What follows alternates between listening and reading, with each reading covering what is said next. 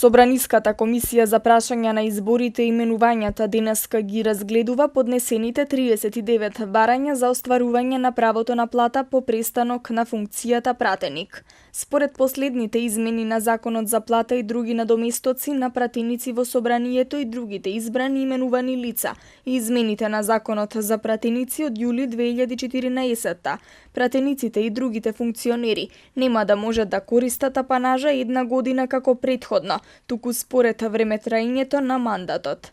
Законот за плата и други надоместоци на пратеници во собранието и другите избрани именувани лица предвидува пратеник да може да остварува плата и по престанувањето на мандатот за време до една година, и тоа 3 месеци ако мандатот на пратеникот траел до 6 месеци, 6 месеци ако мандатот на пратеникот траел од 6 месеци и 1 ден до 1 година, 9 месеци ако мандатот на пратеникот траел од 12 месеци и 1 ден до 24 месеци и 12 месеци ако мандатот на пратеникот траел 24 месеци и 1 ден и повеќе.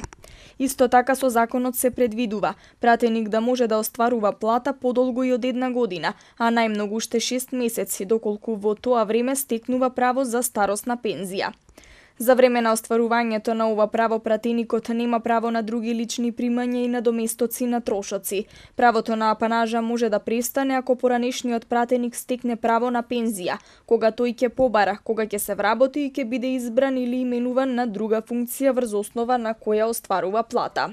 Ова право може да престане ако лицата се правосилно осудени за кривични дела против државата или за кривични дела сторени од користолюбие. Апанажата е во висина на платата на пратениците ја исплаќа Собранието на Република Македонија. Поранешните пратеници ќе имаат право и на доместок и за време на годишниот одмор.